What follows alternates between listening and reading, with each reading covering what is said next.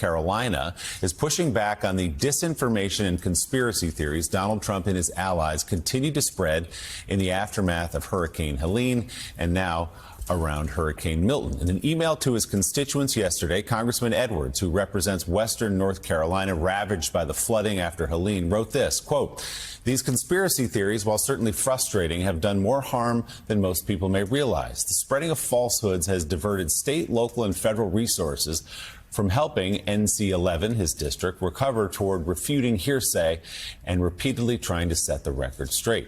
Congressman Edwards went on to write that it is disappointing to have to spend an email dispelling the outlandish rumors being spread online about Hurricane Helene response and recovery. Meanwhile, a North Carolina man is blaming former President Trump for his father-in-law's refusal to get help from FEMA. A man identifying himself as Anthony called into the Dan Abrams show on Sirius XM saying his father-in-law in Asheville only believes the former president, and it is actually breaking up our family. My father-in-law lives just outside of Asheville, North Carolina, and he was badly damaged by Hurricane Helene.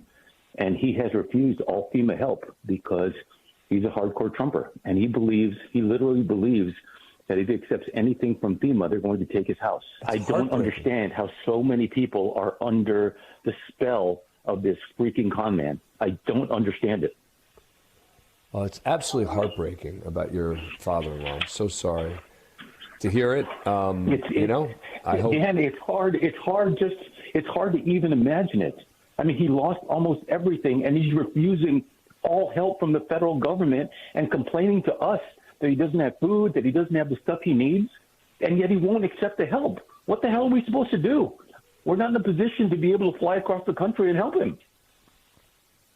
Yeah. There's people begging us to get him to accept help, and he won't do it. Wow. And I guarantee you, I'm not the only one. I guarantee you, I'm not the only one.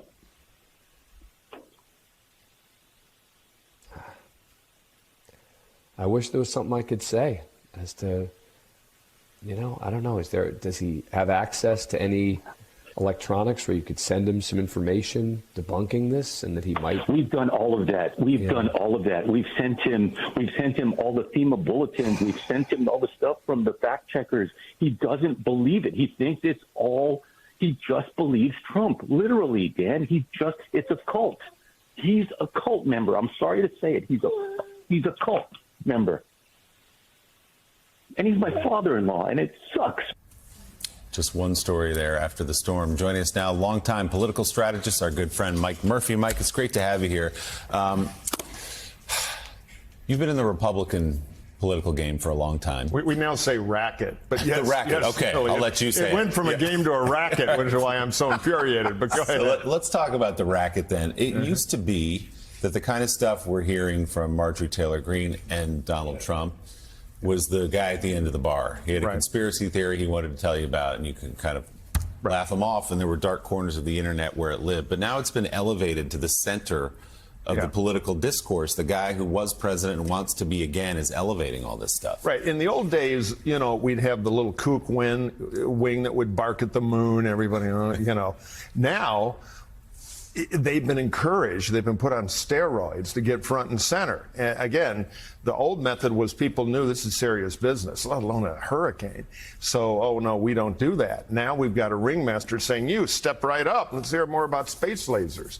That is the fundamental shift, tragically, in our politics now. There's no policing, no shame, no curation. It's just bring the freak show up and put it, and people believe it. And with the internet, you can send anything around for free. You don't need to be responsible enough to get a job and buy some stamps to write a nutty letter. Now you hit send. So here we are. We have reality show politics. Stakes couldn't be higher, and the content of it couldn't be more depressing. I mean, we had the... So, very powerful video there. Very depressing, too, but something that seems all too common in our world today here, especially in the era of the internet. You have family members that sadly have fallen in line to the cult of personality that is the MAGA cult, and they believe anything that Donald Trump tells them, or Marjorie Taylor Greene, Matt Gaetz.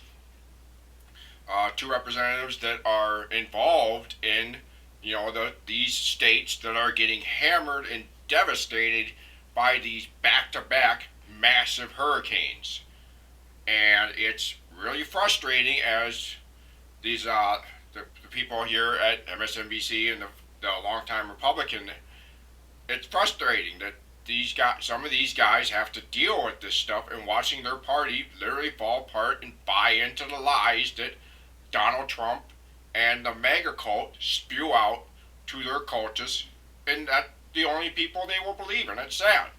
And I know how the homeowner, Anthony, I know exactly how he feels. I as well have family members who will only listen to Donald Trump, and that's the only person they believe. It's a cult. It truly, really is a cult. A weird cult. So over the past few days, as we saw at the start of the video with Representative Chuck Edwards, a Republican from North Carolina, some Republicans have called out and said that this misinformation needs to stop spreading. It needs to go away. It needs to end. There are way too many lives at stake right now, and this is a very serious matter right now. But it's interesting to note that him, as well as some of these other Republicans and Republican governors, senators, representatives, it's interesting to note that they're not exactly calling out Trump by name, though. They're just talking about misinformation and spreading it, but they don't actually call out the sources of this misinformation. That being Donald Trump, Marjorie Taylor Greene, Matt Gaetz, and you have many, YouTube commentators also spreading this bullshit. Tim Pool the other day was spreading Marjorie Taylor Greene's misinformation on this and accusing the Democrats, that the Democrats are the ones controlling these storms and purposely sending these hurricanes to red states to punish them because those states are traditionally red states. They did not vote for the Biden administration, which is just bullshit, and also just goes to show you the hypocrisy within the MAGA cult. Because let's not forget, back in the California wildfires, while Donald Trump was president, he refused aid to the state of California because California didn't vote for him. He didn't win California in 2016.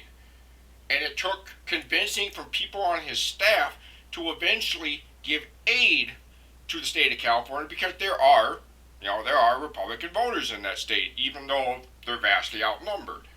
And it's amazing how many Trump cultists and supporters, they don't remember that. They also don't remember that, I believe it was 2017, you had a hurricane go through North Carolina, devastating that state, and Trump withheld aid for that state for a long time before it finally got out there, but it was minuscule, the amount of money. It was minuscule how they got it, but they want to create all these conspiracies, this $750 thing, and how all the aid goes to immigrants, which just proves MAGA's blatant racism when they're trying to accuse immigrants of taking right. None of FEMA aid is going to immigrants.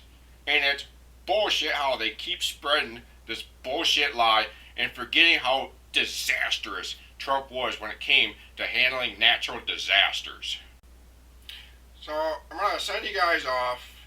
I'm going to end this video by sending you guys off with just replaying the very last part of that clip that I showed, because I think it's very important about what's going on with the GOP right now and the internet.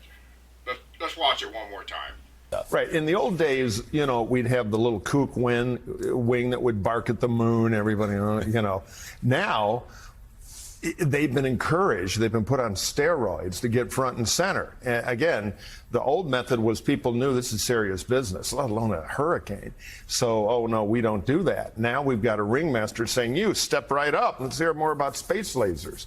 That is the fundamental shift, tragically, in our politics now. There's no policing, no shame. no curation. It's just bring the freak show up and put it, and people believe it. And with the internet, you can send anything around for free. You don't need to be responsible enough to get a job and buy some stamps to write a nutty letter. Now you hit send. So here we are. We have reality show politics. Stakes couldn't be higher, and the content of it couldn't be more depressing. I mean, we had the